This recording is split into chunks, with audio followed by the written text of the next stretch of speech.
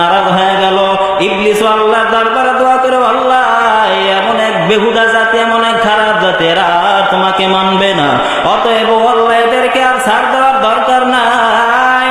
ও আল্লাহ এদেরকে হালাক বানায় দাও, হালাক বানায় দাও।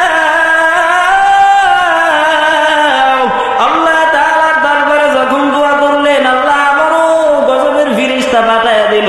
জমিনের মধ্যে আবার আক্রমণ শুরু হয়ে গেল। ইবলিস আবারও সপ্তম আসমানের মধ্যে চলে গেল। ওখানে এবার ইবাদত শুরু করলো, ইবাদত আর ইবাদত আর ইবাদত।